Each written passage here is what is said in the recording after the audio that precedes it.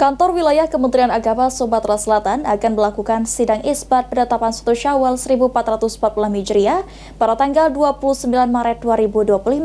Berbeda dengan Muhammadiyah, telah menentukan 1 Syawal jatuh pada tanggal 31 Maret 2025.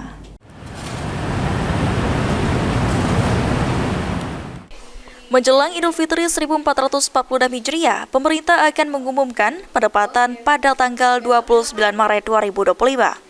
Humas Kanwil Kemenak Sumsel Abdul Kudus mengatakan, untuk penetapan 1 Syawal 1446 Hijriah, Kementerian Agama akan menggelar sidang isbat. Dalam sidang tersebut menggunakan metode hisab dan ruqyat sesuai dengan Fatwa MUI nomor 2 tahun 2024 tentang penetapan awal Ramadan, Syawal, dan Zulhijjah.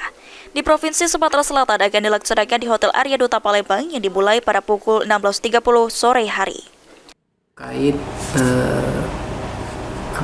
penetapan 1 Syawal 1446 Hijriah, pemerintah dalam hal ini Kementerian Agama akan menggelar sidang isbat Sidang isbat pada tanggal 29 Maret yang bertepatan dengan tanggal 29 Ramadan itu di Kementerian Agama Republik Indonesia di Jakarta.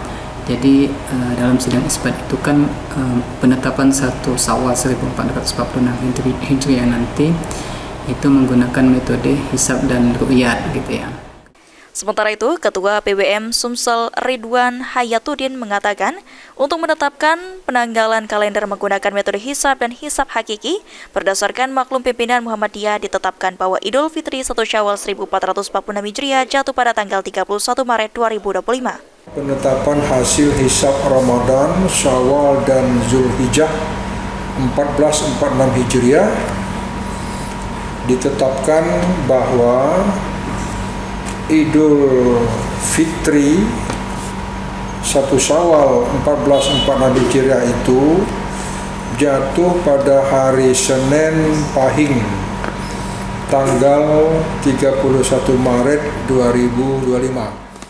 Ditambahkan Ridwan, menjelang akhir Ramadan ini, masyarakat dihimbau untuk lebih meningkatkan ibadah. Ilham Wahyudi, PAL TV.